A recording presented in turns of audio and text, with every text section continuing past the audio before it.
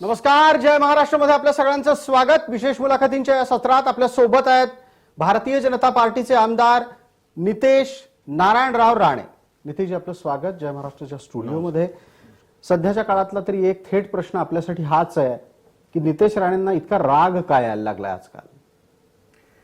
नाही, राग महाराष्ट्राच्या विरोधात कोण जायला लागलं, महाराष्ट्र अशांत कोण ठेवायचा प्रयत्न करायला लागला,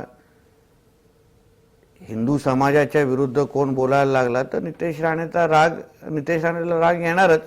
राग येण्याची कारणं अगर आम्हाला देत असतील तर राग तुम्हाला दाखवण्याच्या शिवाय दुसरा पर्याय राहत नाही। पण तुमच्या रागात ठाकरे पहिल्या नंबरला आहेत का संजय राऊत पहिल्या नंबरला आहेत? महाराष्ट्राच्या जे विरोधात आहेत त्यांचा नंबर एक नंबर आहे, मग ते कोणी असो। आम्ही व्यक्तिशः कोणाच्या नावानी न राग दाखवता, पण जे महाराष्ट्राच्या विकासाला आड येत असतील, जे हिंदुत्वाच्या विचाराच्या आड येत असतील, ते आमचे शत्रू आणि त्यांना आम्ही अंगावर घेणारच। ज्या वेळेला संजय राऊतांनी आपली भूमिका मांडायला सुरुवात केली, सुरुवातीच्या टप्प्यामध्ये भारतीय जनता पार्टी असेल किंवा आताच्या काळात सत्ताधारी गट असेल, यांना उत्तर देणं तितकंसं जमत नव्हतं किंवा ते त्या फंदात पडू पाहत नव्हते।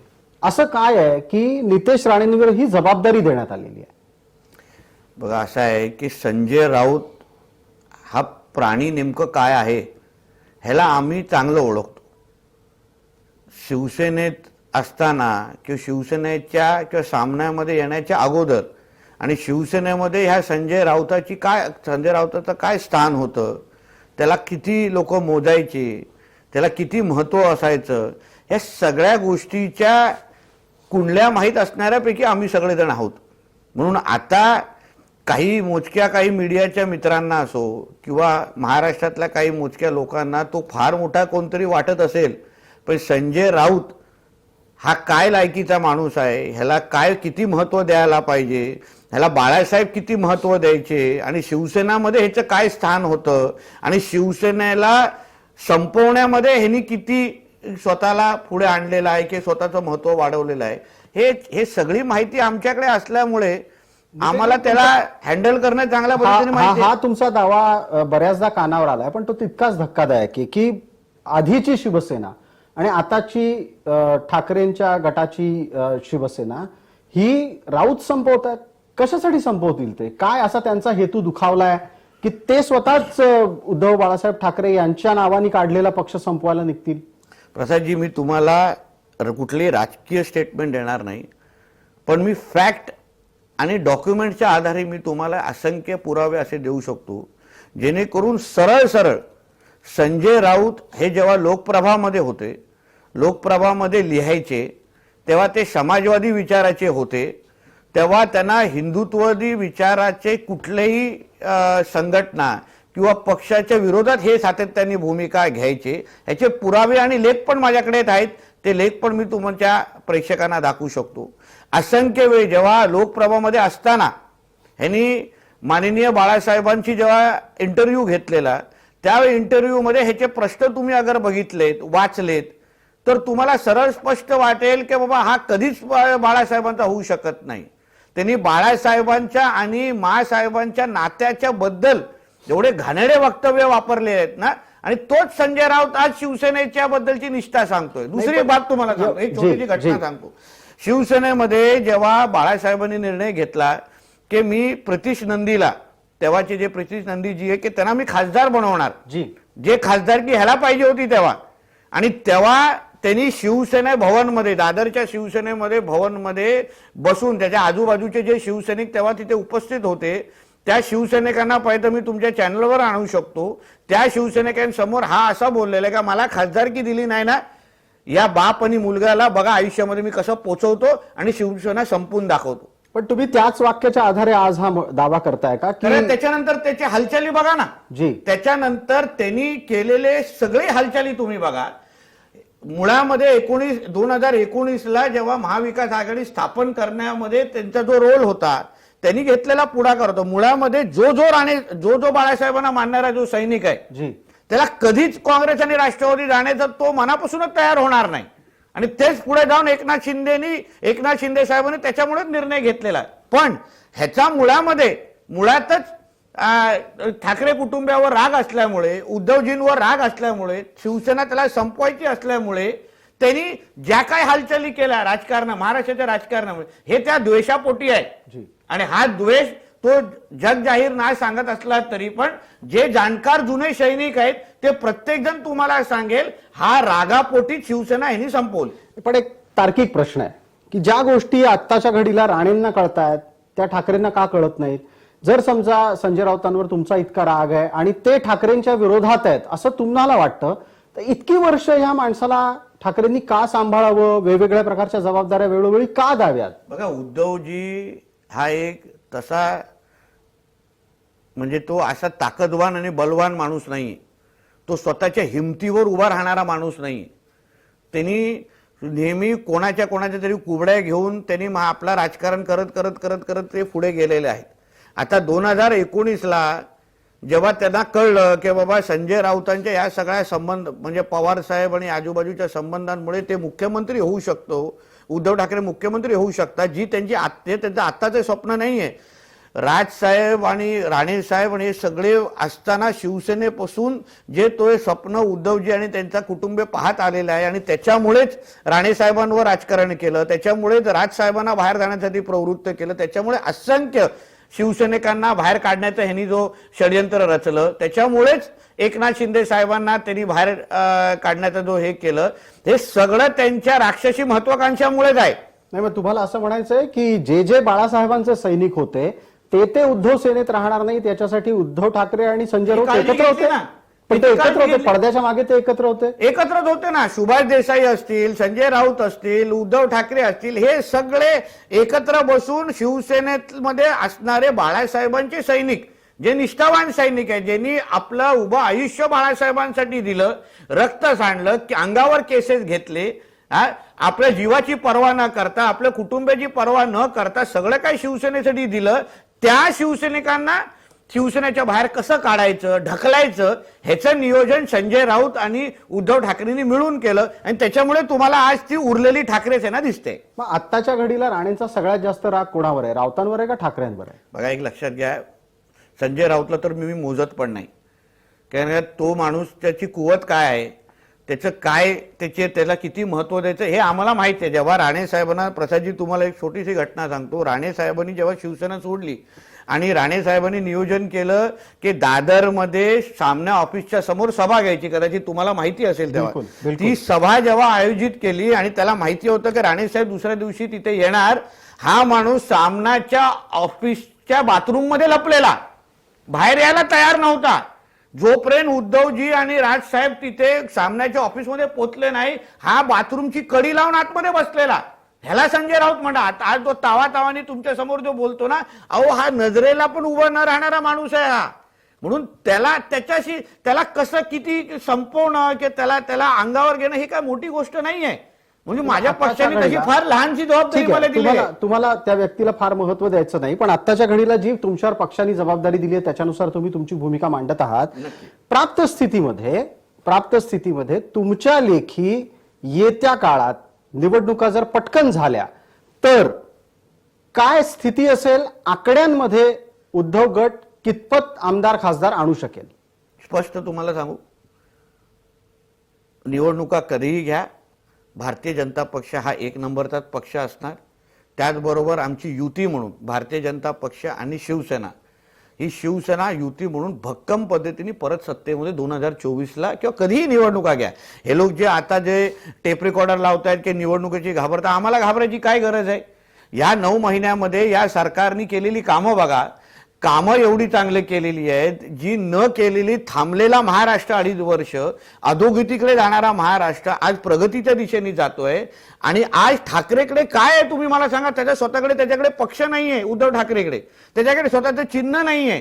आज पक्ष नसलेला तो अध्यक्ष आहे, चिन्ह नसलेला तो अध्यक्ष आहे. म्हणून उद्या अगर निवडणुका झाल्या ना, हे आमदार आणि खासदार हे एक आकड्यामध्ये पण येणार नाही, एवढा विश्वासाने तुम्हाला सांगतो. पण ठाकरेंचा तर दावा असा दिसतो आणि चित्र पण असं दिसतंय महाराष्ट्रामध्ये की त्यांच्या मागे पवार आहे, त्यांच्या मागे काँग्रेस आहे.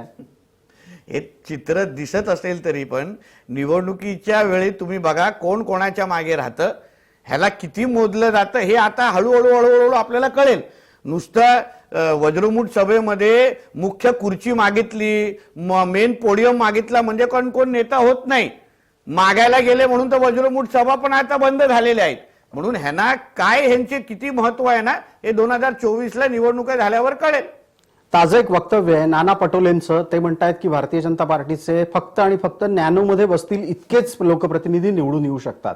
तुमच्या लेखी मवियाच्या अंतर्गत सगळं आलबेल आहे का? नाही, आलबेल कसं होऊ शकतो तुम्ही मला सांगा. प्रत्येक जण आपल्या आपल्या पद्धतीने वेगळी भाषा करतोय, प्रत्येक जण आपल्या आपल्या पद्धतीने वेगळ्या दिशेने बघतोय, प्रत्येकाचा मुख्यमंत्री उमेदवार ठरलेला आहे, प्रत्येक जण सांगतो की इथे माझाच मुख्यमंत्री पाहिजे. एक जण पण म्हणतोय की महाराष्ट्र हितासाठी आम्हाला महाविकास आघाडी एकत्र यायचे. कोणाच बोलत नाही. प्रत्येकाला आपला आपला मुख्यमंत्री निवडून आणायचा आहे, प्रत्येकाला आपला आपलं महत्वाकांक्षा पूर्ण करायची पदाची. म्हणून त्यांना महाविकास आघाडी आणि निवडणुका हवेत. म्हणून अशा परिस्थितीमध्ये महाविकास आघाडी कधीच राहू शकत नाही. आजच्या या सकाळच्या क्षणापर्यंत बघा ना, आजचा सामनाचा अग्रलेख तुम्ही अजितदादांचा अपमान करताय का बा बॅगा भरून तयार आहेत, हे स्वतः कोण लिहित आहेत? उद्धव ठाकरे आणि संजय राऊत. तसंच नाना पटोले बघा काय स्टेटमेंट देत आहेत, तिथे छगन भुजबळ साहेब काय बोलतायत. हो, एवढ्या ह्यांच्या भांडणामुळे कुठली महाविकास आघाडी आणि कसली वज्रमूठ. तुमच्या लेखी या स्थितीतली मविया निवडणुकीला सामोरी जाईल? कसं शक्य आहे? तुम्हाला भीती नाही वाटत की 3 पक्ष एकत्र आले, भारतीय जनता पार्टी प्रॅक्टिकली सामना सांगा कसा ना करणार? प्रसादजी, मला प्रॅक्टिकली सांगा, ह्यांची तिकीटचं वाटप कसं होऊ शकतं तुम्ही मला सांगा. काही जागेंवर राष्ट्रवादीच्या उमेदवाराला पाडून ठाकरे सेनेचा उमेदवार आलेला आहे, कुठे कुठे काँग्रेसचा उमेदवार पाडून राष्ट्राचा उमेदवार आमदार झालेला आहे. आता जेव्हा हे लोक तिथे परत सीट डिस्ट्रीब्युशनसाठी बसतील, कसं प्रत्येकाच्या कार्यकर्त्याला लोक समाधानी करणार? मला याचं एक लॉजिक बघू. आतापर्यंत आपण ज्या पोटनिवडणुका बघितल्या त्याच्यामध्ये उद्धव सेना अनेकदा स्वतःचं बलिदान द्यायला तयार दिसली. त्यांनी स्वतःच्या जागा दिल्या, काँग्रेसला दिल्या, दुसऱ्यांना दिल्या. असंच बलिदान करून जर ते एकजुटीसाठी स्वतःचं बलिदान द्यायला तयार असतील तर ही एकजूट का टिकणार नाही? एका पोटनिवडणुकीपर्यंत प्रसादजी ठीक असतं ते, की बाबा पोटनिवडणुकीमध्ये बाबा ही काँग्रेसची जागा तू लढ, कोल्हापूरची जागा तू लढ. पण शेवटी जेव्हा 2024ला जेव्हा अस्तित्वाची लढाई येईल, विधानसभेची जेव्हा लढाई येईल ना, तेव्हा अशा पद्धतीचा त्याग देणं हे कोणालाही शक्य नाही, प्रॅक्टिकल पण नाही. म्हणून एक जागेपर्यंत मोजमापन पर्यंत ठीक आहे. पण तुम्ही अगर 2024चं मला विचाराल, ह्यांच्यामध्ये महाविकास आघाडी म्हणून लढणं हे शक्य नाही. कारण हे सत्तेला हपापलेले लोक आहेत, सत्तेशिवाय राहू शकत नाही. आज उद्धव ठाकरेकडे काय आहे तुम्ही सांगा मला? ना महापालिकेची सत्ता आहे, ना विधानसभेची सत्ता आहे. त्याचं घर चालण्यावर मारामारी झालेला आहे. दोन्ही मुलाची लग्न करायचं आहे, घराचं मेंटेनन्स भरायचं आहे. आता एकाचं 2 मातोश्री करून बसलेले आहेत, दुसऱ्या मातोश्रीचं मेंटेनन्स कसं भरणार? कारण का ह्या काय तुमच्या आणि माझ्यासारखा व्यवसाय करत नाही, या राजकारणावरच यांचा घर चालतं. आणि आज सगळं राजकारण बंद पडल्यामुळे ह्यांच्या राशनाचा प्रॉब्लेम झालेला आहे. नाही, पण जे काही तुम्ही सांगता आहात, मला असं वाटायला लागलं, एकदम डोळ्यासमोर असं चित्र आलं की ज्यांच्याविषयी तुम्ही बोलताय ते अत्यंत मध्यमवर्गीय असावेत. 450 कोटीची संपत्ती असलेला माणूस आहे, त्याला कशाला खायची प्यायची भ्रांत असेल? त्याला कशाला अशा इतक्या चिंता असतील ज्या तुम्ही मांडता आहात? अहो, चिंता कारण काय, ह्यांचं तुम्हाला बोलत, आपल्याला 450 कोटी असो किंवा 4 कोटी असो, शेवटी तुमच्या अगर कमवायचं साधनच तुमचं अगर राजकारण असेल, तुमची जी म्हणजे हवस ज्याला म्हणतात पैसे कमवण्याची, तीच अगर कमी होत नसेल, तुम्हाला सगळंच ओरबडायचं असेल, महाराष्ट्रात अगर लुटायचं असेल आणि त्याची सवयच तुम्हाला मुंबई आणि महाराष्ट्रात लुटण्याची झाली असेल, तर तुम्ही बोलतो ना पाण्यातून मासा बाहेर काढल्यानंतर कसं तडफडतो, तसं आज उद्धव ठाकरेची हालत झालेली आहे. ते उद्धव ठाकरे हे स्वतःच्याच मनाने सगळ्या गोष्टी करतात की त्यांना घरातून कोणी चालवतं? उद्धव ठाकरे स्वतःहून काहीच चालत नाही ना.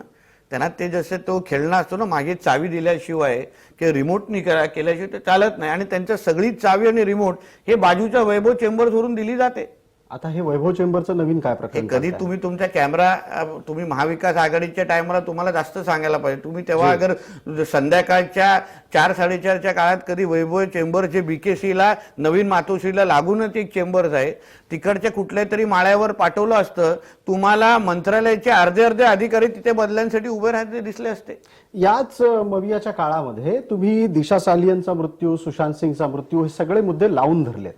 पण त्याच्यावर कायदेशीर दृष्ट्या आणि गृह विभागातून पुढे काय झालं कारण अनेक सुशांत सिंगचे फॅन आजही हा प्रश्न विचारतात की सुशांतच्या मृत्यूचं खरं कारण कधी कळणार, दिशा सालियनच्या मृत्यूचं खरं कारण कधी कळणार. तुम्ही तुमच्याकडून जे आरोप केलेत ते अत्यंत गंभीर आहेत. आज काय स्थिती आहे? एक लक्षात घ्या तुम्ही प्रसादजी, सुशांतच्या केसमध्ये सीबीआय 72 दिवसाच्या नंतर आली. सीबीआय लगेच आली नाही. त्या 72 दिवसामध्ये मुख्यमंत्री म्हणून स्वतः उद्धवजी ठाकरे होते. त्या 72 दिवसामध्ये पुरीची पुरी पोलीस यंत्रणा ह्यांच्या हातामध्ये होती. सगळ्या जे काही पुरावे होते ते नष्ट कसे करायचे हे सगळं ह्यांच्या कंट्रोलमध्ये होतं. आज पण बघा त्याचे सीसीटीव्ही कॅमेरे त्याच्या घराची आजही कोणाकडे आज उपलब्ध नाहीये. दिशा सालियांचं postmortem report, final postmortem report कोणाकडेही उपलब्ध नाहीये.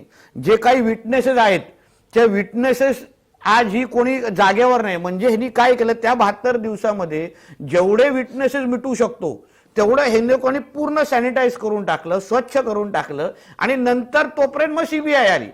आज पण ती सीबीआय इन्व्हेस्टिगेशन करते आहे. सीबीआयकडे धागेदोरे बरेपैकी आलेले आहेत. मध्ये तुम्ही बघितलं असेल रूप कुमार शहाजी सारखे माणसं लोक पुढे आली, त्यांनी सांगितलं की ही आत्महत्याने हत्या आहे. अजून पण खूप पुरावे आहेत. त्या पुराव्यानेशीर मला विश्वास आहे.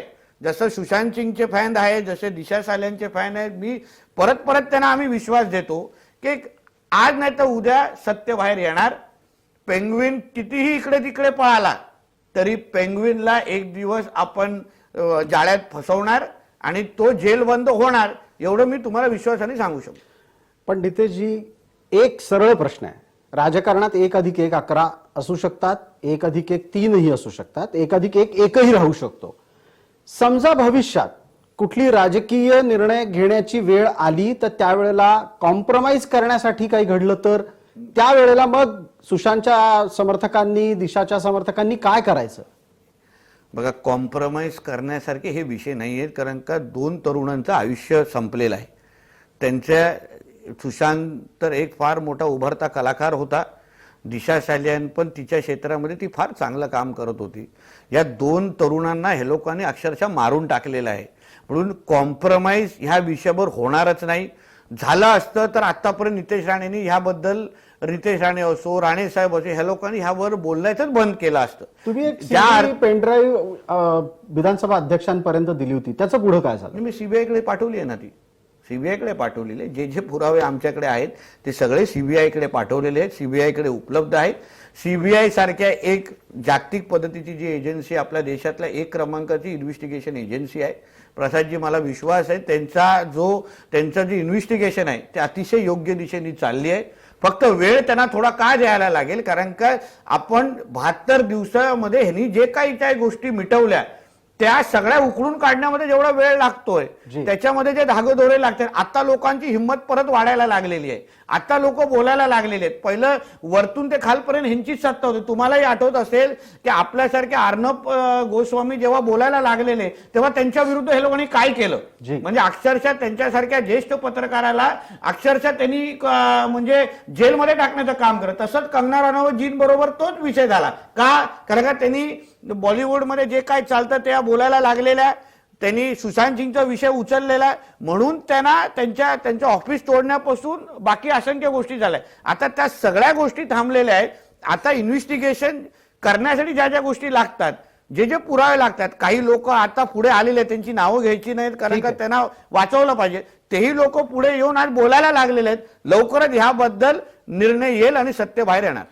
याच वाटचालीच्या दरम्यान नितेश राणेंचा एक आणखीन नवा परिचय महाराष्ट्राला घडलाय. तो आहे हिंदू गर्जना मोर्चांच्या निमित्तानं. माझ्या माहितीनुसार जशी आत्ताच्या घडीला बोलण्याच्यासाठीची जबाबदारी तुमच्यावर पक्षाकडून आली आहे, हिंदू गर्जना मोर्चांच्या संदर्भातली जबाबदारी ही तुमच्यावर संघटनेतून आलेली आहे. असं काय घडलं की ज्या वेळेला महाराष्ट्रात सत्तांतर झालं त्याच्यानंतर अचानक हिंदूंना भय निर्माण झालं, लव जिहादचा मुद्दा चर्चेला यायला लागला आणि त्या अनुषंगिक लोक रस्त्यावर उतरायला लागली? एक तुम्हाला त्याच्यामध्ये सुधार करतो की नितेश राणेच्यामुळे हिंदू गर्जना मोर्चा निघतात असं काहीच नाही. हिंदू समाज म्हणून हिंदुत्वाच्यासाठी लढणाऱ्या जेवढ्या संघटना आहेत, जेवढे आमचे कार्यकर्ते आहेत, स्वयंसेवक आहेत, सगळ्या जणांनी एकत्र येऊन हे मोर्चे उभे केले, मोर्चाला ताकद दिली आम्ही आमदार खासदार म्हणून त्या मोर्चेमध्ये उभे राहिलो नाही, पण एक हिंदुत्वादी विचारावर चालणारे कार्यकर्ते म्हणून आम्ही सगळेजण एकत्र आलो. कोण कोणासाठी काम करत नव्हतं, प्रत्येक जण हिंदू समाजासाठी काम करत होतं आणि म्हणूनच तुम्हाला एवढी मोठी ताकद दिसली. पण अचानक- दुसरा जो तुमचा जो मुद्दा आहे की की बाबा अचानक अचानक का? हिंदू भयग्रस्त कसा झाला? भयग्रस्त पेक्षा हिंदूंमध्ये जागरूकता निर्माण करणं ही आमच्यासाठी फार गरजेची होती. कारण का प्रसादजी, एक समजून घ्या, सर्व धर्म समभाव हा फक्त हिंदूच समजताना ऐकताना आपल्याला दिसतो. आपण जेवढं सर्व धर्म समभाव करतो तेवढंच त्या बाजूने सर्व समभाव स्वीकारला जातं का? नाही. आपला धर्म, आपले देवदेवता जसं आपण त्यांच्यासमोर नमस्कार करतो तसे किती लोक आपल्याला सिद्धिविनायक मध्ये जाताना आपल्याला दिसतात. आपल्या ज्या मुली आहेत त्यांच्यावर ज्या पद्धतीने लव जिहाद किंवा धर्मांतरचे प्रश्न निर्माण व्हायला लागले आणि त्याबद्दल आम्हाला किंवा हिंदू समाजाला असं दिसलं, हिंदुत्वादी काम करणाऱ्या कार्यकर्त्यांना असं झालं की ह्याच्यामध्ये अजून जागरूकता उभी करण्याची गरज आहे. बघा, सत्ता असो की नसो, हिंदू समाज सगळ्याच गोष्टीत तुम्ही राजकीय चौकटीत पाहू नका, सगळ्याच गोष्टी सरकारच्या चौकटीत पाहू नका, पण हिंदू समाजाला जागवणं, हिंदू समाजाला जागृत करणं, हिंदू समाजाला एकत्र करण्याची जी गरज भासली ती आम्हाला वेळ योग्य वाटली. पण त्याच्यासाठी नितेश राणे हा चेहरा का? नाही, नितेश राणे बिलकुल चेहरा नाही. मी एक कार्यकर्ता म्हणून त्याच्यामध्ये होतो. मी प्रत्येक मोर्चामध्ये मला जसे जसे आदेश आले, जसं जसं सांगण्यात आलं तसं तसं त्या पद्धतीने गेलो. हिंदू समाजाच्यासाठी काम करणाऱ्या कार्यकर्त्यांना ताकद दिली. मी तुम्हाला एवढं सांगतो प्रसादजी, जेव्हा जेव्हा मी त्या लव जिहादच्या केसेस संदर्भात त्या गावात जायचो, त्या जिल्ह्यात जायचो, एवढी भीषण अवस्था आहे. त्या मुलींच्या किंवा त्या मुलींच्या आई वडिलांबरोबर कधी तुम्ही बोललात, त्या मुलींचे आई वडील अक्षरशः कापायचे आमच्या समोर, रडायचे की कुठल्याही परिस्थितीत आमच्या मुलीला परत आणून द्या. कारण का रक्ताची मुलगी जेव्हा आज तुमच्याबरोबर जेवते आणि उद्या सकाळी जेव्हा ती तुम्हाला ओळखायला पण नाही बोलते की मला तुझ्यावर यायचंच नाही की मला ह्या मुलाबरोबर जायचंय, आणि तो मुलगा तेव्हा तिला घेऊन गेल्यानंतर काही महिन्यानंतर ती मुलगी नेमकी कुठे आहे ह्याचा पत्ता पण लागून देत नाही, ह्याच्या तुम्हाला माहिती पण नसतं, आणि अचानक तुम्हाला कळते की बाबा त्या मुलीचा लाश घेण्यासाठी तिच्या आई वडिलांना संपर्क होतं. ही परिस्थिती आज हिंदू मुलींची आहे. आज जेव्हा केरळ स्टोरीच्या नावाने जेव्हा बोंब होते की बाबा हा पिक्चर हिंदू मुस्लिम मध्ये वाद लावून जाता, पण हिंदू मुलींबद्दल बरोबर काय होतंय हेच अगर आपण समाजाला दाखवलं नाही, ही जागरूकता आज असंख्य आमच्या हिंदू मुली उगाच त्या काही मुलांबरोबर, म्हणजे जे जिहादी विचाराच्या मुलांबरोबर जाण्याचा जेव्हा निर्णय घेतात तेव्हा हे कळत नाही की तो तिच्यासाठी तिचा धर्म स्वीकारत नाही, पण त्याची जबरदस्ती असते की त्याच्यासाठी तिने त्याचा धर्म स्वीकारायचा. तू अगर त्या हिंदू मुलीवर एवढं प्रेम करतोस ना, मग तुला तिचा धर्म बदलण्याची काय गरज आहे? तू तिला सांग ना काय बाबा, तू लग्ना अगोदर अगर तुझं नाव श्रद्धा असेल ना, लग्नानंतर पण तू श्रद्धा ठेव ना, तुला तिला शमीमा का बनवायचंय? आमचा मुद्दा एवढाच आहे. आमच्या विधिमंडळामध्ये माझे काही लोक, ते अबू आझमी सारखे लोक किंवा मुंब्राचे आमदार बोलतात की लव जिहाद सारखा विषयच नाहीये, तुम्ही लोकांना जोर जबरदस्ती काय करतात. आमचा मुद्दाच एवढा आहे, तुला अगर तिच्यावर प्रेम असेल तर तिला हिंदू म्हणूनच स्वीकार, हिंदू म्हणूनच तू तिच्याबरोबर राहा, कोणच तुला कशावर थांबवणार नाही. नाही, पण नितेशजी, हे सगळं तुम्ही जेव्हा मांडता त्यावेळेला एक मुद्दा असाही उपस्थित होतो की हिंदू मुलीच का जातात तिकडे लग्न करायला? का असं होत नाही की तेवढ्याच संख्येनं मुसलमान मुली पण हिंदूंशी लग्न करायला येताना दिसतात? येतात ना, पण एक लक्षात घ्या, जेव्हा म्हणजे हिंदू मुली, मुसलमान मुली जेव्हा आपल्या हिंदू मुलांकडे जातात ना, मग ते संभाजीनगर सारखे विषय हे लोक घडवतात. मी तुम्हाला सांगतो, एकदा मी नगरच्या एका गावाकडे गेलेलो, एका हिंदू मुलांनी मुसलमान मुलीबरोबर त्यांनी लग्न केलं. पूर्ण त्या मुसलमान समाजाने एकत्र येऊन त्या मुलाला मारून टाकलं. प्रसादजी, मला माहिती आहे, मी त्या केस संदर्भात तिथे गेलेलो. तो मुलगा पहिला आठवड्याभर त्याची बॉडी पण सापडली नाही. आठवड्यानंतर जेव्हा आम्ही सगळेजण तिथे हिंदुत्वादी संघटना म्हणून तिथे गेलो, पोलिसांकडे रिपोर्ट आला की हा मुलाला मारून टाकलेलं त्या लोकांनी. ही भीती ते लोक निर्माण करतात. आणि आपला हिंदू समाज, तुम्ही बोललात ना, हे उत्तर आहे का आपल्याला ते मोर्चे काढायला लागतात. हे जे काय कडवटपणा मुसलमान समाज आपल्या तरुणांबद्दल, आपल्या पिढीबद्दल दाखवतो ना, तसा हिंदू समाज कधी दाखवेल हा आमचा प्रश्न आहे. नाही, पण एका बाजूला प्रेम आहे, दुसऱ्या बाजूला कडवटपणा आहे. जिंकणार कोण आहे याच्यामध्ये? ह्याच्यामध्ये प्रेम तुम्ही तुमच्या मर्जीने करा, पण कडवटपणा जेवढं ते लोक आपल्या धर्माबद्दल दाखवतात ते लोक आपल्या समाजाबद्दल दाखवतात. ते जेव्हा आपला हिंदू दाखवायला सुरू करेल, ते जेव्हा आपल्या ताकद दाखवायला सुरू, आज आपण संख्येने जास्त आहोत ना, संख्या म्हणून अगर आपण उतरलो तर हे लोक समोर पण येणार नाहीत. पण हे जे जिहादी विचाराचे ह्यांचे जे लोक आहेत, आज तुम्ही मला केरळ स्टोरीमध्ये काय दाखवलं हो, त्याला आयसिस मध्ये पाठवून देतात. माझ्याकडे असंख्य उदाहरणं आहेत की त्यांना अक्षरशः सौदी देशामध्ये जाऊन त्या मुली विकलेल्या आहेत. तिथे त्यांना नंतर ह्यांच्याकडे असे पण रॅकेट तयार आहेत की मुलांना, तुला अगर श्रीमंत मुलीला फसवायचे तर त्याला BMW पण त्यांच्यातले द्यायला तयार आहे, मर्सिडीज मध्ये फिरवला तयार आहे. नितेशजी हे सगळे दावे आहेत ना, हे वेगवेगळ्या पातळ्यांवर, दावे नाही, सत्य आहे. अच्छा, तुमच्या लेखी हे सत्य आहे. हे सगळी सत्य ही वेगवेगळ्या पातळ्यांवर पुन्हा पुन्हा तपासली जातील. याच्यातला एक थेट प्रश्न असा आहे, हिंदू पालक कमी नाही का पडतात ना, मग त्यांचं प्रबोधन कोण करणार? नाही, त्यांच्यासाठी आम्ही संपर्कात आहोत ना. असंख्य आमच्या हिंदू संघटना आहेत जे त्यांच्या संपर्कात आहेत. हिंदू जागरण संघटना आहेत, असंख्य, बजरंग दल आहेत, विश्व हिंदू परिषद आहे, आमच्या संघ परिवारातले खूप लोक आहेत. सगळेजण आम्ही जिथे जिथे शक्य आहे, मी किती मुलांना किती पालकांना समजवलेलं आहे. आमची ही भूमिका आहे, जेव्हा ती मुलगी परत घरी येते तेव्हा त्याला स्वीकारा, तिला परत आयुष्याची संधी द्या आणि तिला परत उभं करा. अशाही काही परिस्थिती आली की परत तिला घरी यायचंय, पण मी परत गेल्यानंतर माझे आई वडील, माझा समाज मला स्वीकारेल का, ह्याची पण तिला चिंता असते. म्हणून ती बोलते की मी हाय तिथे बरी आहे, हाय तिथे मला एकदा मारून टाकतील हे लोक. म्हणून माझं असं म्हणणं आहे की ह्या बाबतीमध्ये हिंदू समाजाने पण विचार करण्याची गरज आहे. आपल्या मुलींना मोठं कसं करायचं, आपल्या मुलींवर उभं कसं राहायचं, हे जेव्हा हिंदू समाज म्हणून आपण एकत्र येऊ तेव्हा हे लव जिहादचे केसेस आपल्याला दिसणार पण नाही. बिलकुल नितेशजी, आपल्याला चर्चा पुढे चालू ठेवायची आहे. एक छोटीशी विश्रांती या चर्चेमध्ये आपण घेतोय आणि लगेचच परत येतोय.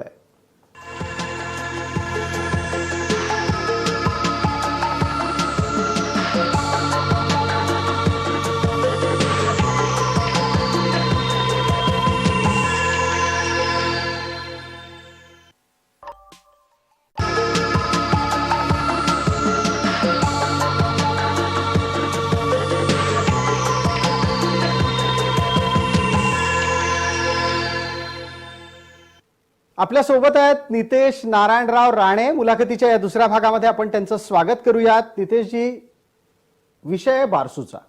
तुम्ही पूर्ण ताकदीनं तिथे उतरले आहात. तुम्ही तुमच्या पद्धतीनं बारसूमध्ये प्रकल्प झालाच पाहिजे अशी भूमिका घेतली आहे. तुमच्या समोर एक नाही अनेक जण आहेत. त्यातले दोन प्रमुख राजकारणी आहेत, उद्धव ठाकरे आणि राज ठाकरे सुद्धा. या दोघांनाही तिथल्या कातळ शिल्पांची काळजी आहे. आदिमानवापासून सुरू असलेल्या संस्कृतीचा तो एक भाग आहे. कातळ शिल्प नष्ट होतील, कातळ शिल्पांच्या आसपास असा विकास प्रकल्प येऊ शकत नाही, अशा प्रकारची भूमिका ते मांडतायत. उत्तर आहे का याला? प्रसादजी, मुळामध्ये ज्यांना हा विषयच अजूनपर्यंत कळला नाही, मी राजसाहेबांचा विषय बोलणार नाही, कारण राजसाहेबांकडे माहिती योग्य पोचली तर राजसाहेब योग्य पद्धतीने अभ्यासपूर्ण आपला विषय पुढे घेऊन जातात. तो विषय त्यांचा नाही. पण मुद्दा माझा एवढाच आहे की आता तिथे सर्वेचं काम सुरू आहे, आता तिथे सॉइल टेस्टिंगचं काम चालू आहे. तिथे रिफायनरीचं काम चालू झालं आहे का, तर त्याचं उत्तर हे नाही. सर्वे झाल्यानंतर, सॉइल टेस्टिंग झाल्यानंतर तो रिपोर्ट केंद्र सरकारकडे पाठवला जाणार की बाबा हे रिपोर्ट आहेत, ह्या पद्धतीने ह्याची सॉइलची रिपोर्ट असा आहे, सर्वे असा झाला. त्याच्या आधारे प्रसादजी ते लोक अंतिम निर्णय घेणार आहेत की बाबा इथे रिफायनरी टाकणं योग्य आहे का, इथे रिफायनरीचा कुठला भाग आला पाहिजे, की नुसतं रिफायनरी येत नाहीये प्रसादजी. त्याच्यामध्ये त्याच्या आजूबाजूला ड्राय पोर्ट आणि वेट पोर्ट येत आहे. त्याचबरोबर त्याच्यामध्ये स्टाफ क्वार्टर्स येणार, हॉस्पिटलचं प्रोव्हिजन आहे, शाळेचं प्रोव्हिजन आहे. हे पुरा तो परिसर डेव्हलप होणार आहे.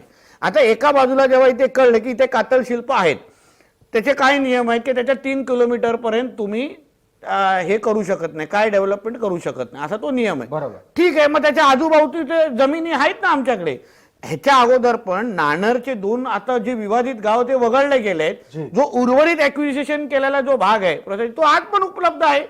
म्हणजे विषयाचा अजूनपर्यंत ती सुरुवात पण झाली नाहीये, पण त्याच्याबद्दलचं राजकारण करायला तुम्हाला सुरुवात करायचं, मुद्दाच करत नाही. उदय सामंतजी ओढून बोलतायत, तिथे निलेशजी ओढून बोलतायत, वरती फडणवीस साहेब वारंवार बोलतायत, राणे साहेब बोलतायत, आम्ही सगळेजण बोलतोय की कोणाला विश्वासात, सगळ्यांना विश्वासात घेऊनच आम्ही प्रकल्प करणार आहे, कारण आम्ही तिकडचे भूमिपुत्र आहोत. आज उद्धवजींना तिकडचा कातळ शिल्प दिसला, पत्र देताना दिसलेलं नव्हतं, त्यांनी ते मान्य केलं. आणि आज त्यांना सोडलं मान्य म्हणजे तेव्हा ते काय बोलले की मला गद्दारांनी सांगितलं की हीच जागा योग्य आहे म्हणून मी तिथे पत्र देऊन टाकलं. मग तर एकनाथ शिंदे साहेबांनी आणि सगळ्यात ते ह्या आमदारांनी त्यांना हेही सांगत होते की तुम्ही भारतीय जनता पक्षाबरोबर जा. ते का नाही ऐकलं? अच्छा, पण तो कातळ शिल्पाचा मुद्दा वेगळा आहे. आता तुम्ही कातळ शिल्प वाचवणार आहात की नाही? नक्की वाचवणार. मी सगळ्या जनतेला सांगेन की आतापर्यंत तो स्टेजच आला नाही की रिफायनरीचं काम सुरू होणार. वारंवार आम्ही त्याच गोष्टी बोलतो. अहो सरळ सॉइल टेस्टिंग आणि सर्वेच्या वेळे कोणती तिथे रिफायनरीचं काम सुरू करतं का? केंद्र सरकार सगळ्या बाजू बघितल्यानंतर आज तुम्हाला माहिती आहे माननीय पंतप्रधान मोदी साहेब हे ह्या सगळ्या विषयाबद्दल किती सेन्सिटिव्ह आहेत, किती विचार करून सगळे निर्णय घेतात. अहो बाहेर गावातले जे काही आपले काही ठेवी आहेत ते परत आणण्याचं काम आपले पंतप्रधान करतायत. मग असलेली ठेवी कशाला डिस्टर्ब करतील? अहो सरळ केंद्र आणि राज्य सरकारची मानसिकता समजलं पाहिजे. ज्यांना घाणेरडं राजकारणच करायचं आहे ना ते कातळ शिल्पाच्या बाजूला जाऊन फोटो काढतील, एवढाच विषय. या बारसूच्या प्रस्तावित जागेच्या आसपास जमिनी खरेदी करण्याचा सपाटा हा प्रशासन, पोलीस, राजकारणी यांनी लावला. त्याचबरोबर अनेक अमराठी माणसं तिथे आली. कोकणातल्या जमिनी त्यांनी अत्यंत नाममात्र किमतीमध्ये खरेदी केल्या असे विविध आरोप आहेत. मुळात कोकण घशात घातला जात असताना नारायण राणे आणि राणे कुटुंबीय काय करत होते? म्हणजे कोकण नेहमी घशातच घातला जातो. कोकणातच कधी विकास व्हायला द्यायचा नाही.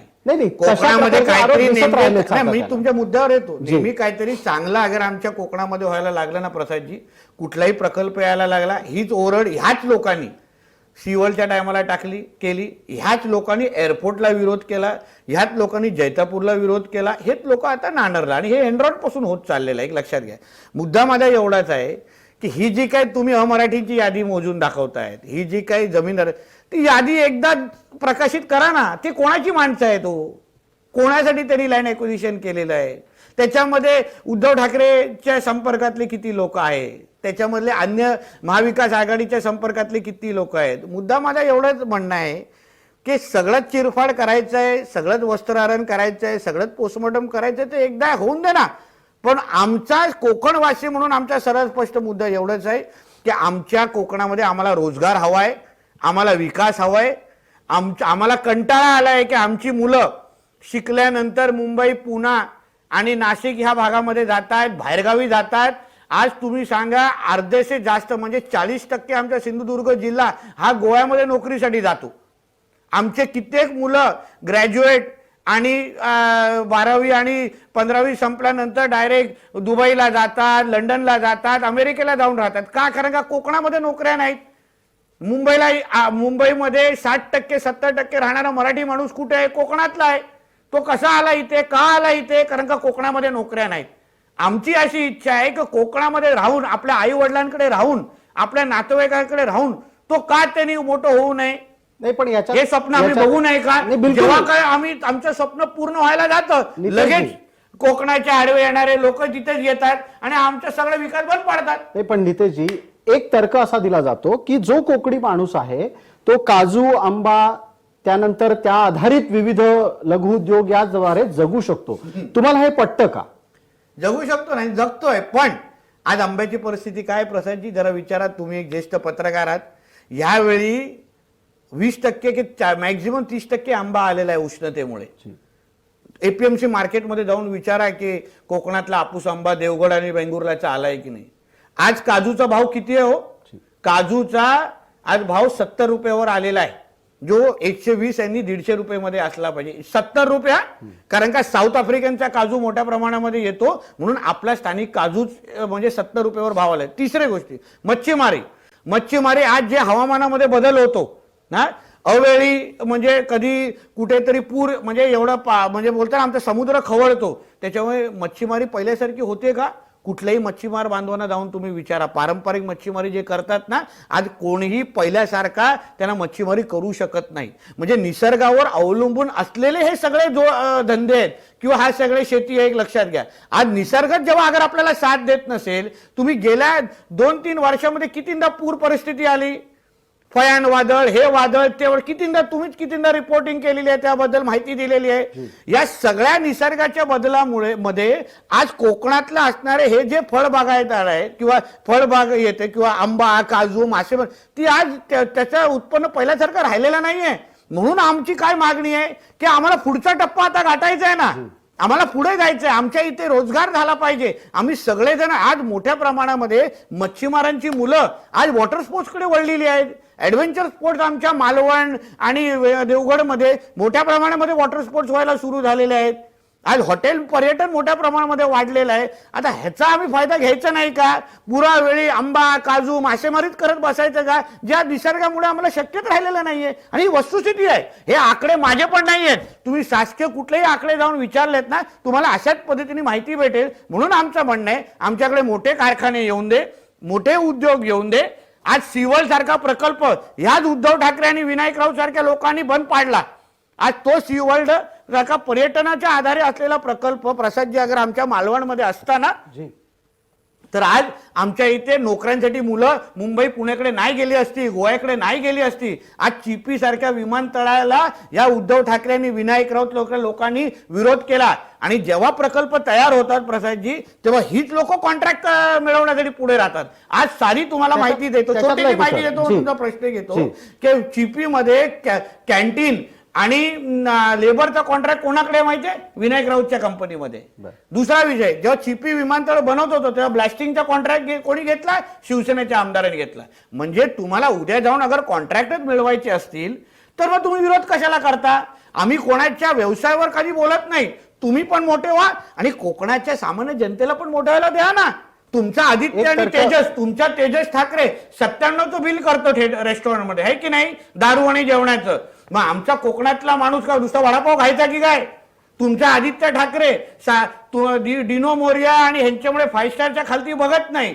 विनायक राऊताचा मुलगा हा मोठ्या मोठ्या टोल कंपन्यांमध्ये पार्टनर बनू शकतो. मग माझ्या कोकणातला जो तरुण आहे, तरुणी, तिने काय नुसतं फक्त रेल्वेमध्येच काम करायचं का? लिफ्ट बॉयचंच काम करायचं का? हा आमचा मुद्दा आहे. तुम्ही तुमच्या मुलांसाठी जो नियम लावता ना, तोच आमच्या कोकणाच्या मुलांसाठी लाव, एवढंच म्हणणं आहे. हा तेजस ठाकरेच्या 97,000च्या बिलाचा काय मुद्दा आहे? गेले काही दिवस सोशल मीडियावर तो आहे, पण त्या व्हिडिओची खातरजमा कोणी केली आहे? जे आमचे भारतीय जनता पक्षाचे आमचे मोहित खंबोजी, त्यांनी जे काय व्हिडिओ आपल्या दाखवला किंवा जे काय प्रकार आणि जे काय बिल दाखवलं त्याच्या आधारे ही माहिती आहे. आणि जे त्याच्यामध्ये सरळ आता हे तर बोलू शकत नाही तो तेजस ठाकरे नाही, पण मला एक त्याच्यामध्ये खटकलं प्रसादजी, जे मला कळतं की ठाकरे कधी बिल पे करत नाही एक पण. आम्हाला, आणि हे मी पर्सनल अनुभवामुळे तुम्हाला सांगतोय, जेव्हा जेव्हा त्यांच्यावर जेवणाला गेलेलो आहे, शॉपिंगला गेलेलो आहे, तेव्हा कधीही उद्धव ठाकरेचं कुटुंब, ठाकरे म्हणजे उद्धव ठाकरेचं कुटुंब, कधीही पैसे देत नाही, एवढा आमचा तरी अनुभव आहे. म्हणजे नुसतं मोहितजींनी बिल दाखवलं असेल, पेड केला का नाही एवढा मला विश्वास होतो. ठीक आहे, आपण या मुद्द्याच्याकडून थोडं परत बारसूच्याकडे येऊयात. बारसूमध्ये तुम्ही असं एक वक्तव्य केलं की आज गावात दलाल आलाय, ज्या वेळेला उद्धव ठाकरे पोहोचले होते. दलालच आहे तो. इतकं गंभीर वक्तव्य खरं दलालीच कारण. एक लक्षात घ्या तुम्ही, अहो त्यांनी जसं मी आरोप केला की त्या समर्थनाचं पत्र देण्यासाठी त्यांनी 100 कोटी मोजले, ते नाही बोलून दाखवावं. उद्धव ठाकरेचं एक रेट कार्ड आहे. एक मला उद्योगपती, एका माझ्या म्हणजे ओळखीच्या उद्योगपत्यांनी सांगितलं की नितेशजी, उद्धव ठाकरे के पास रेट कार्ड आहे. म्हणजे महाराष्ट्रातल्या कुठल्याही जिल्ह्यामध्ये उद्योग आला तर त्याला विरोध करायचा असेल तो उद्धव ठाकरेची लोक त्याला संपर्क करतात की बाबा देखो ऐसा उद्योग म्हणजे उधर फॅक्टरी लग रही है, त्याला तुम्हाला अगर विरोध करायचा असेल, त्याला थांबवायचं, बंद पाडायचं असेल तर उद्धवजी पाहिजे असतील तर एवढे कोटी, उद्धवजींबरोबर आदित्य ठाकरे पाहिजे असेल तर एवढे कोटी, उद्धवजी, आदित्य आणि अजून फॅमिली दाखवायची असेल तर एवढे कोटी, उद्धवजींबरोबर 10,000 सैनिक पाहिजे असतील तर एवढे कोटी. हे त्यांचं रेट कार्ड ठरलेलं आहे. आणि हे नुसतं इथे बोलत नाही तुम्ही. समृद्धी, हे सगळे दावे समृद्धी हायवेच्या टायमाला काय झालं तेच झालं नाही, पण त्यांचे मुद्दे राजकीय असू शकतात ना. काय राजकीय? त्यांना त्या वेळेला शेतकऱ्यांना योग्य मोबदला मिळणं, कधी मिळून दिलेलं आहे, असे मुद्दे मांडतात ते. तुम्ही मला साधं सांगा प्रसाद, कुठल्या आधारावर सांगा? रेट काढायचं. ज्या माणसाचं स्वतःचं म्हणजे इन्कम नाही, ज्या माणसाचा स्वतःचा धंदा नाही, ज्या माणसाचा स्वतःचा पगार नाही, तरी तो माणूस 2-2 घरं मुंबईमध्ये कुठल्या पैशाने बांधतोय, कुठल्या पैशाने मर्सिडीज आणि रेंज रोव्हर फिरवतोय, आता ते बारसूला हेलिकॉप्टरनी गेले, हा कुठल्या पैशाने हेलिकॉप्टर, म्हणजे काय तुमचं असं इन्कम आहे, किती तुम्ही कर, कुठला तुमचा ऑफिसचा असा पत्ता आहे, आपल्याला माहिती आहे. ते अदानी साहेबांवर ते टीका करतात, हा की अदानी साहेबांनी म्हणजे चरित्र लिहावं की श्रीमंत कसा व्हावं. मी तर बोलतो का प्रत्येक मराठी मुलांसाठी ना उद्धव ठाकरेंनी एक चरित्र लिहावं की कुठलाही धंदा न करता श्रीमंत कसं राहावं बाय उद्धव ठाकरे. कारण का कुठलाही धंदा तो माणूस करत नाही, कधीही कुठला एक छोटी बालवाडी पण महाराष्ट्रामध्ये उघडलेली नाही, कुठलीही संस्था उघडलेली नाही, कुठलंही हॉटेल उघडलं नाही, पण आयुष्य जगतात अंबानी सारखं. ह्याचं पण जरा रहस्य आम्हालाही कळलं पाहिजे ना. म्हणून मी तुम्हाला सांगतो की ह्यांचा जो धंदा आहे उदारनिधीचं साधनच आहे ही सगळ्या प्रकल्पाला विरोध करणं आणि इथून पैसे कमवणं आणि स्वतःचं घर चालवणं. या निमित्ताने एक आरोप तुमच्यावर झालाय आणि तो तुमच्या पूर्ण कुटुंबावर त्यांच्याकडून असा झालेला आहे की उद्धव ठाकरेंवर बोलता म्हणून तुम्हाला भाकरी मिळते. हा त्यांचे शब्द आहेत. उद्धव ठाकरेंवर बोलला नाही तर आम्ही अन्य खूप विषयावर बोलतो. अन्य खूप महाराष्ट्रातल्या कुठल्या विषयावर राणे साहेबांनी, निलेशजींनी, नितेश राणेंनी भूमिका नाही घेतली हे त्यांनी सांगावं ना. आता काय मग मी लव जिहाद संदर्भात बोलतो का, मला कोणतरी तिथे पण मला कुठले डीडी पाठवतात की काय घरी. आम्ही महाराष्ट्राच्या हिताचे विषय मांडतो. त्यांनी महाराष्ट्राला लुटायचं बंद करावं उद्धव ठाकरे कुटुंबाने. आम्ही त्यांच्यावर बोलणार नाही. आम्हाला काय त्यांचं वैयक्तिक देणं नाहीये. आज संजय राऊत जे बोलतात सकाळी, प्रसादजी कुठल्याही महिला वर्गाला आवडत नाही. महिला वर्गाला ती जी काय भाषा ते सकाळी उठून जे वापरतात, शिवी घालतात, महाराष्ट्रातल्या कुठल्याही महिलाकडे तुमचं महिला भगिनीकडे जाऊन तुमचं बूम दाखवा आणि त्यांना विचारा की तुम्ही जे संजय राऊत बोलता हे तुम्हाला आवडतं का. त्या तुम्हाला कुठल्या भाषेत उत्तर देतील हे तुम्ही तुमच्या स्वतःहून ऐका. पण हे जे काही सातत्याने महाराष्ट्राच्या विरोधात भूमिका घेतात त्याच्यासाठी मला बोला, महाराष्ट्राचा विकास हाच आमच्यासाठी पगार आहे. नाही, पण राऊत जे बोलतात त्याचा विरोध कधी उद्धव ठाकरे करत नाहीत ना. त्यांना कधी कानपिचक्या दिलेला आपण ऐकतात. कारण की उद्धव ठाकरेमध्ये स्वतःमध्ये ती क्षमता नाही. उद्धव ठाकरेला नेहमी कोणातरी पुढे करून राजकारण करण्याची पहिल्यापासून सवय. तुम्ही कधी रामदास कदम जेव्हा जे विरोधी पक्ष जेव्हा नेते होते तेव्हा त्यांनी आता काय बोलतात ते रामदास कदमजी काय बोलतात की ह्या माणसांनी विरोधी पक्ष असताना तेव्हा राणेंच्या विरुद्ध कोण लढायला तयार नव्हतं, तेव्हा मला तिथे पाठवलं. राजसाहेब काय बोलतात की 2006च्या पोटनिवडणुकीच्या वेळी कोण राणेंच्या इथे जायला तयार नव्हतं, मला पुढे पाठवलं. आज पण जे लोक त्यांच्याशी साठी बोलतायत ना, मग त्या अंधारे ताई असतील की हा संजय राऊत, हा माणूस कधी आहे ना गुंडाळून विकून टाकेल स्वतःच्या स्वार्थासाठी हे त्यांनाही कळणार नाही. हे त्यांना आज पटणार नाही, उद्या कळेल. या निमित्ताने एक मुद्दा आहे तो निलेश राणे यांच्या संदर्भातला आहे. तो बारसूच्या निमित्तानं त्यांनी केलेल्या ट्विट बद्दल आहे. थेट मुद्द्यावर त्यात ते आलेले आहेत आणि त्यांचे बरेचसे ट्विट हे अत्यंत थेट, स्पष्ट आणि टोकदार असतात. या ट्विटमध्ये काय म्हणतात निलेश राणे, तर ते स्पष्टपणे सांगतात की बारसूमध्ये जर सत्ताधाऱ्यांनी, ते ट्विटही आपण पाहतो आहोत, जर समजा सत्ताधाऱ्यांनी राजकीय इच्छाशक्ती दाखवली नाही तर प्रकल्प करता येणं अवघड आहे. नितेशजी, निलेश राणे हे माजी खासदार आहेत, इतकी थेट भूमिका त्यांना घ्यावी वाटली याचा अर्थ ग्राउंडवर काहीतरी चुकतंय, सत्ताधाऱ्यांकडून काहीतरी कुठेतरी कमी पडतंय. लक्षात घ्या, एक तर निलेशजी हे उत्तर देण्यासाठी सक्षम आहेत. एक दुसरं एक समजून घ्या, ज्या माणसाला कोकणावर खऱ्या अर्थाने प्रेम आहे ना, तो स्वतःचं कधी बरं वाईट बघणार नाही. निलेश साहेब त्याच्यामधले आहेत. त्यांनी कधी मला काय मिळणार, मी हे बोलल्यानंतर माझा किती नुकसान होणार हे निलेशजींनी बघितलं नाही. हे ट्विट करताना त्यांना एवढंच कळतं की माझ्या कोकणाचं अगर कुठेही नुकसान होत असेल तर मी माझी भूमिका मांडलीच पाहिजे आणि त्यासाठी त्यांचं खऱ्या अर्थाने अभिनंदन करायला पाहिजे. कारण का त्यांनी स्वतःचं बरं वाईट बघितलं नाही, नुकसान बघितलं नाही. पण अगर आम्ही लढाई लढत असताना सत्ताधारी म्हणून अगर आम्ही कुठे चुकत असू तर तेही हायलाइट करणं ह्यालाच खऱ्या अर्थाने कोकणावर असलेलं त्यांचं प्रेम म्हणतात. नाहीतर काय होणार, आम्ही सगळेच मुख गळून गप्पा आणि चुका करत राहिलो ना तर विरोधकांचा आवाज जास्त मोठा दिसणार ना. आमची इच्छा आहे की प्रसादजी आज ग्राउंडवर तुम्हाला सांगू ना, ग्राउंडवर खऱ्या अर्थाने मोठ्या प्रमाणामध्ये समर्थन भेटतंय. मुंबईमध्ये राहणारे जे 50-60 हजार रुपये पगार घेतात ना ते तिकडे रिफायनरीला विरोध करतायत. आमचं म्हणणं आहे जे खऱ्या अर्थाने जे समर्थन आहे ते दिसलं पाहिजे आणि ते दाखवण्यासाठी जी राजकीय व्यवस्था आणि जी काय ताकद उभी करायला पाहिजे ना ती उभी करावी एवढंच निलेश राणेजी त्या ट्विट माध्यमातून सांगतायत. पण यातली ही जी राजकीय व्यवस्था उभी राहिली नाही आणि एकटे राणे लढतायत असं चित्र तिथे समोर आलं, याचं काय कारण? असं निश्चित नाहीये. आमच्या बरोबर फडणवीस साहेब सातत्याने फोनवर होते, संपर्कात होते.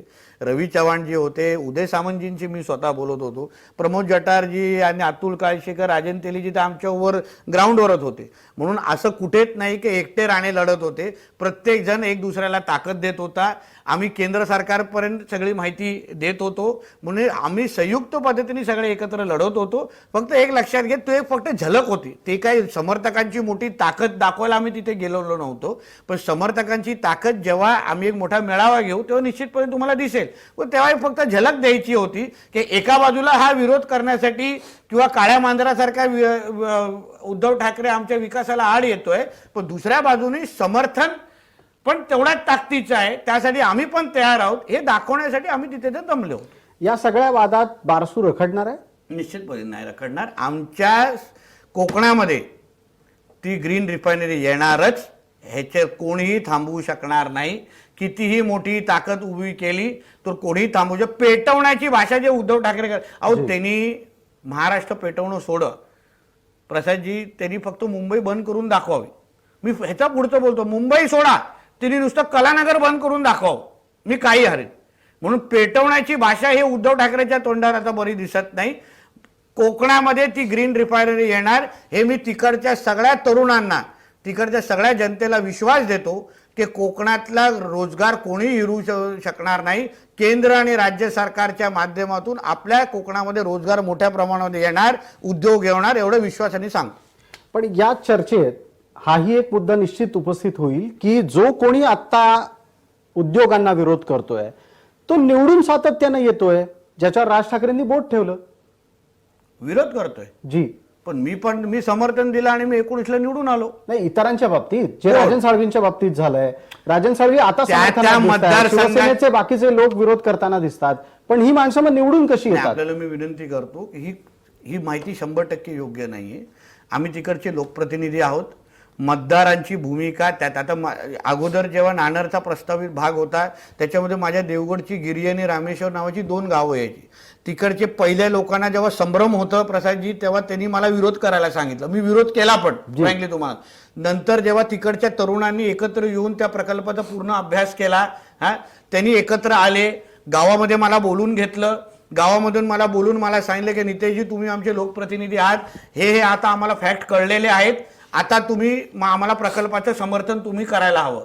मी स्वतः नितेश राणे नाही आहे, मी त्यांचा आमदार आहे, त्यांचा लोकप्रतिनिधी आहे, त्यांचा आवाज मला विधिमंडळात आणि देशामध्ये पोहोचवायचा, म्हणून मी समर्थन करायला सुरू केलं. असंच आज अगर बारसूतले लोक काही आमचे मोजके ग्रामस्थ अगर नाराज असतील, गैरसमजामध्ये असतील, तरी ते आमचेच आहेत. आम्ही कोणालाही त्या लोकांना दूर करायचं नाहीये. तुमच्या चॅनलच्या माध्यमातून त्यांना परत परत मी सांगतो की सगळ्या जणांना विश्वासात घेतल्याशिवाय तिथे ग्रीन रिफायनरी येणार नाही. आणि विश्वासात घेण्यासाठी आम्हाला कितीही 4 पावलं पुढे जायला लागतील, कितीही अपमान सहन करायला लागेल, तर कोकणाच्या आमच्या जनतेसाठी आम्ही पुढे येणार, त्यांना विश्वासात घेणार आणि सगळ्यांना एकत्र घेऊन आम्ही तिथे रोजगार निर्माण करणार आणि तिथे ग्रीन रिफायनरी उभं करणार. याचाच एक पटकन संदर्भ आपल्याला निलेशजींच्या ट्विटमध्ये दिसतो. निलेश राणे असं म्हणतात की केवळ आणि केवळ आपल्याला प्रशासनाच्या भरोशावर राहून चालणार नाही, तिथे थेट उतरून संवादाची गरज आहे. हा संवाद आतापर्यंत का नाही झाला? आज प्रयत्न असंख्य झाला ना प्रसादजी. तुम्हाला आपल्याला आपली क्षमा घेऊन मी आपल्याला सांगतो की वारंवार उदय सामंतजी तिथे संवाद साधण्याचा प्रयत्न करतायत. येणाऱ्या कालावधीमध्ये आम्ही तिथे समर्थकांसाठी, पत्रकार मित्रांसाठी आदरणीय आमचे देवेंद्र फडणवीसजींची सभा आयोजित करणार आहे, बैठक आयोजित करणार आहे. तिथे राणेसाहेब स्वतः येऊन आपल्या आपल्या पद्धतीने हा प्रकल्प का चांगला आहे, का तिथे आले पाहिजे, ह्यासाठी आम्ही तिथे जाऊन सगळेजण उतरणार आहोत.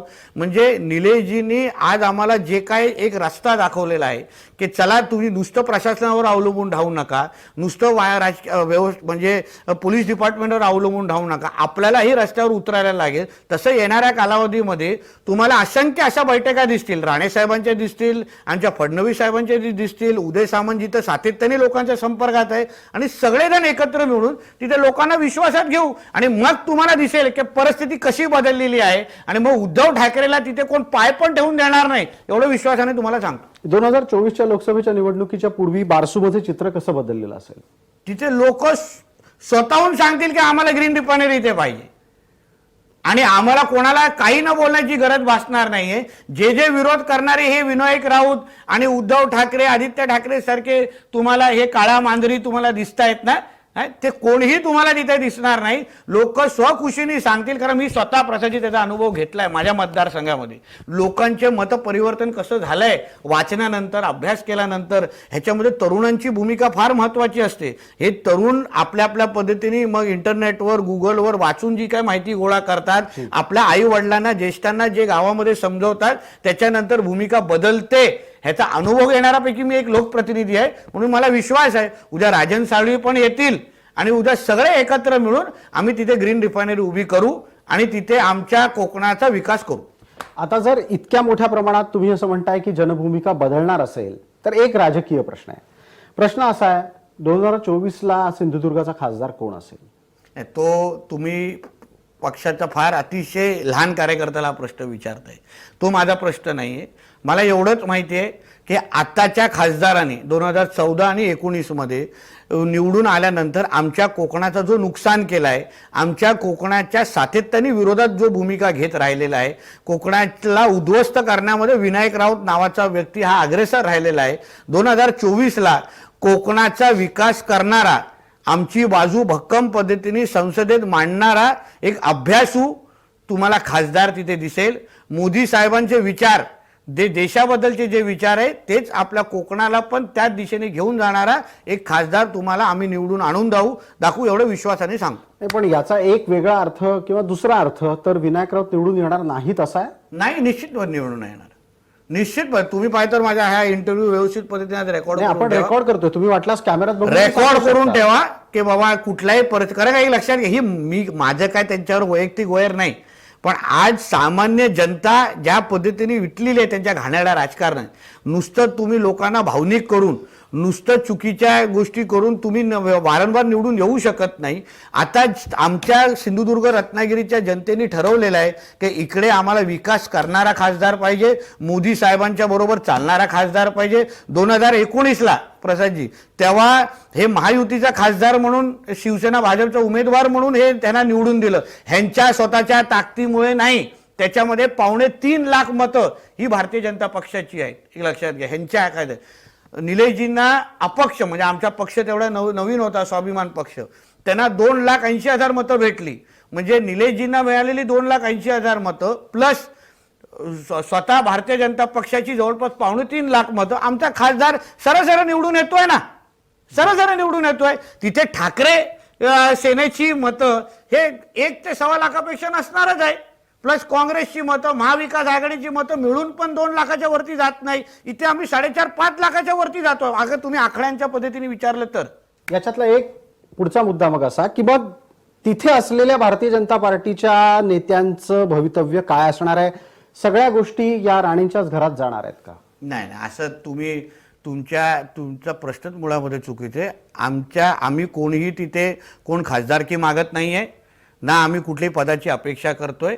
मला जेवढी माहिती आहे निलेशजींना विधानसभा लढवायची आहे, त्या पद्धतीने ते कुडाळ माळवांची तयारी पण करतायत. पक्ष जो उमेदवार देईल, म्हणजे आता आम्ही युतीमध्ये पण आहोत, खरं म्हटलं तर आम्ही शिवसेना भाजपची युती आहे. मोदी साहेब असतील, फडणवीस साहेब असतील, अमित शाह साहेब असतील, JP नड्डा साहेब, हे जे काही निर्णय घेतील आम्ही कार्यकर्ते म्हणून स्वीकारू आणि आम्ही त्या पद्धतीने काम करू. बिलकुल, तुम्ही केलेल्या सगळ्या दाव्यांकडे आपलं बारीक लक्ष असेल. वेळोवेळी आपण हे तपासत राहू आणि तुम्हाला प्रश्नही विचारत राहू. तुर्तास आपण या मुलाखतीसाठी आमच्या स्टुडिओत आलात, खूप खूप धन्यवाद.